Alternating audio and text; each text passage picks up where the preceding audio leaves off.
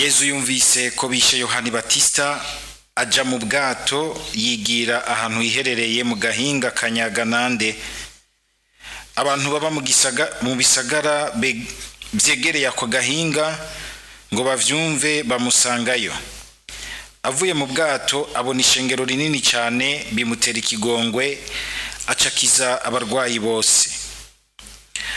Abigishwa babonye buriko burira begera Yezu bamubaza bati ahantu ni mu gahinga kandi burije, rungika abo bantu baje mu mihana kugura ivyo kurya. Ariko Yezu arabishura ati nta kibajana, namwe ni mubaha ivyo barya. Nabo bati nta kintu dufise ngaha ndetse imikate 5 n'ifi 2.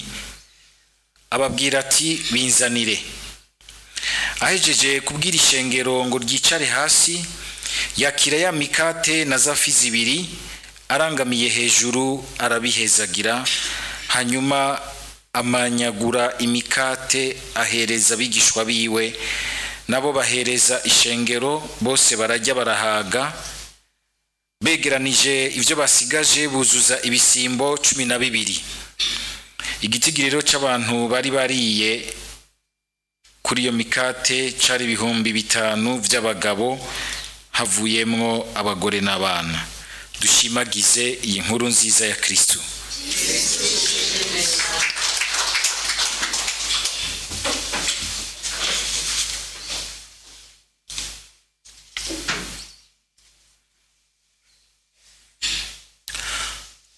Mu Kirundi hari umugani duca tugira tuti ngo umuhanuzi mubi ngo angana iki? Angana umurozi. Turumvise uyu muhanuzi Ananiya ingene bahangana na Yeremiya, ariko aburira igihugu ibintu vyoroshe, ibintu vyo kugihendahenda, nta nkeka yashaka kandi kubonwa neza, ngira ngo guhabwa amakado n'umwami. Ari muri bamwe bita abakurtiza b'ibwami, usanga umenga baraho bama bari hafi y'abakuru kugira ngo baze barababwira bati mwebwe bigenda neza, wewe ni sawa, aho hanze hose baragura kuninahaza, nta kabi kawe, bandanya wijandajandira. Umukuru nawe atabona kenshi aracagira ati niba kumpera icupa wewe ni sawa, ibintu byanje urabitahura neza. Abantu baturyosha ariko baduhuma amaso, ico kintu no kucibanga gose. Yeremiya agaheza we akabura ibintu bibangamye bigoye, kubera yuko by'ukuri n'ivy'Imana yari yaramutumye kandi byahavuye binataha. Kubera iki? Kubera yuko igihugu c'Imana cyo nyene cari zirikiye, cari nogira nticari ihambye mu mwijima, umwijima wo gusanga umenga bariko barakina Imana. Tugire Kristo. Burya rero ukugomba gucudika n'Imana biroroshe ariko kandi bitoroshe. Wahisemwo gucudika n'Imana, ni vyiza yuko ugumugerageza uko ushobora kose, ukagumukabura umutima ukagagarukana muri ubwo bucuti mwarunze n'Imana. Kandi ngira ngo si n'Imana gusa, ni twese. Igihe ugira uti urafise umuntu w'umugenzi, umuntu ugira uti dusangiye ibintu vyinshi, dusangira ubutumwa, dusangira umwanya munini tumarana, mbere ukamenga mwarabaye inshuti, ariko ukumva umenga aguca inyuma, aragukina. Kwiboneka inyuma, Isirayeli ikaboneka nk'ukumenga iregukiye umukama, irasenga Imana, ni nziza imbere y'Imana, ariko vy'ukuri mu buzima bwa misi yose Imana bayibangikanya ibigirwamana, Imana batubaha ingingo zayo, Imana batubaha umuntu muto muto, inyakamwe, Imana batayubaha mu gusesa amaraso y'intungane, Imana batayubaha mu gucengacengana. Yeremiya akabibona, Imana ikabimwereka ikamubwira iti genda ubabwire uti ivyo ntibiriko bibategurira akazoza keza, muriko mwitegurira mwebwe nyene gusanga musanzaye. Kugira ngo dushobore gukomera, ngira ngo natubwe turatubibona igihe cyose dutanguye nugira nti kutitwararika ingingo z'Imana, ingiro n'ingendo vy'Imana mu buzima bwacu, turasanzara. Mbere rimwe mugasanga haragera n'igihe n'ivy'Imana umenga turabitinya, twahura mbere n'umuntu w'Imana tukabona umenga aratwagiriza, batangura kuvuga amajambo y'Imana tukumva umenga turayiyama, kuko twumva umenga ariko akora hano tudashaka ko hari umuntu akora.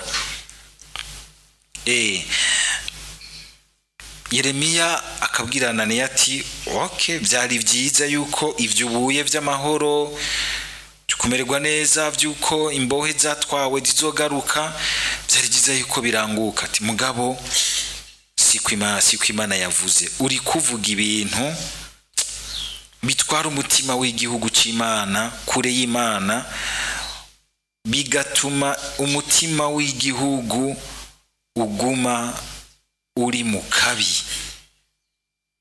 kabi. Ti rero n'akazi kawe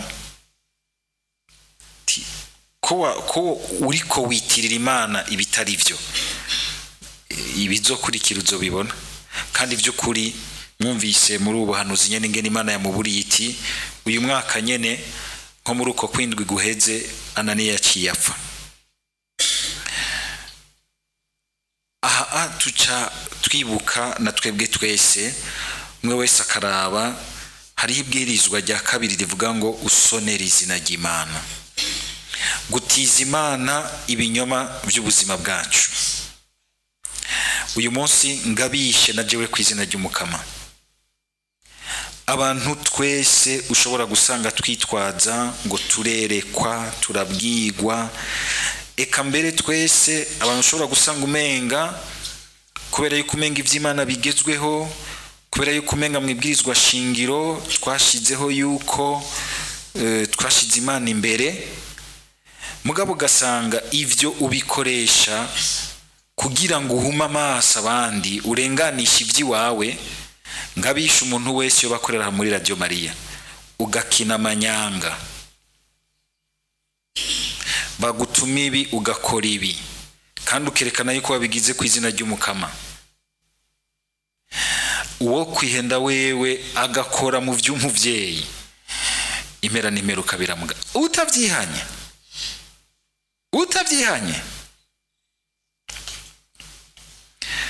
ngejeje ngaho uzobona ibikurikira, kuko Imana ntishinyagurizwa. Vyohimba umuntu akagwa kubera amagara make, twese kandi turafise amagara make, ariko kugira ibintu nkana kandi ugaca ugomba kwerekana yuko umenga n'Imana yabigutumye, ahugabe impera n'imperuka utavyihanye kandi ngo uvyishure neza, bizokugaruka ko bitebuke, bizopfuma binagusanga hajya ku buriri ugira ucikana. Uzohishurira menshi. Ni jambo ry'Imana, dushimira Imana. Sinda bivuze ni jambo ry'Imana, usonera izina ry'Imana. Izina ry'Imana twibaza ngo ningiye byo kuhera ngo nukuri kw'Imana, oya si ivyo gusa. Naha hose dushobora gusanga umenga Imana turiko turayimanipira, turiko turahuma amaso abantu, turenganisha ibintu vy'iwacu.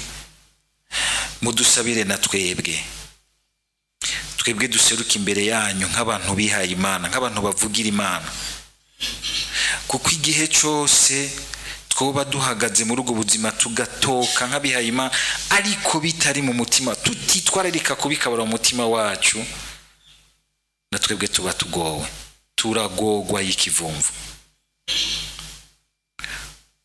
Kuba mu bintu utacemera ukamenga umuhadikiriza, bitebuke biraboneka, nta byamwe ushobora kuronka kuri wewe no ku bandi.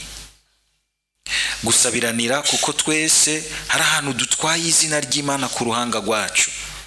mwibatisimo, ntukinu tunyanga hoho ukorera mu bintu vy'Imana. Nukuri kose ndakugabishije, atari jewe mugabira ijambo ry'Imana iratugabisha twese kuhibanga kugira ngo ntufyinira hafyikiye, kuko ucuzimirira aho wokiriye, ucuzimirira aho wokiriye. Dusaba Mukama adukingire ico cago gikomeye cukuzimirira mu vyo nokiriyemwo. Murambona rimwe rimwe aha mw'iradiyo abantu ubona umenga barazimiriye mu aho bokiriye, bikababaza mu mutima.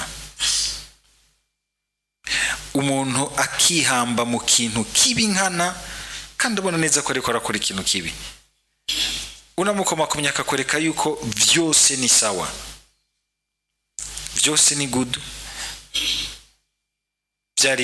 Byari byoroshe kugira uti nihenze canke kanciyemwo reka ngarukana ibintu. Harabona giye ndabona nubu ubona yuko ubuzima butarasubira gufata intumbero.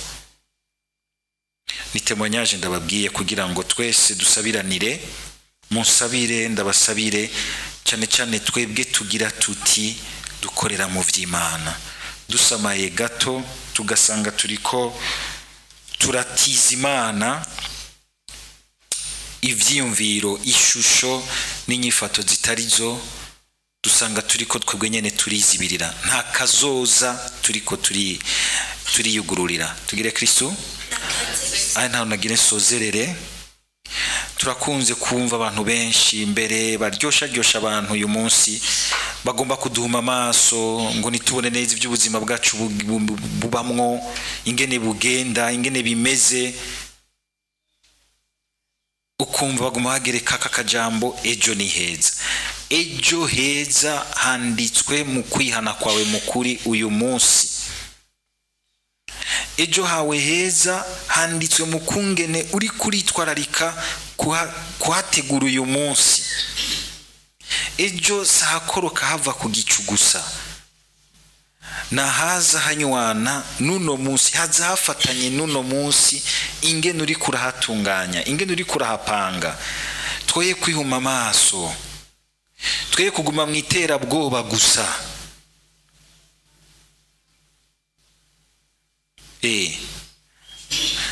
Abantu benshi ukabona bati bose tuguma tuvuga gusa ngo ni Imana gusa, ni Imana gusa, ni Imana gusa, ariko ni Imana kumwe nawe, ni Imana kumwe nanje.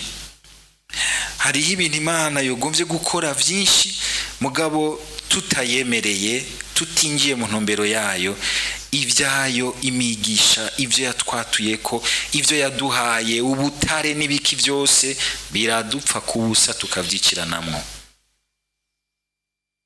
biradupfa kubusa.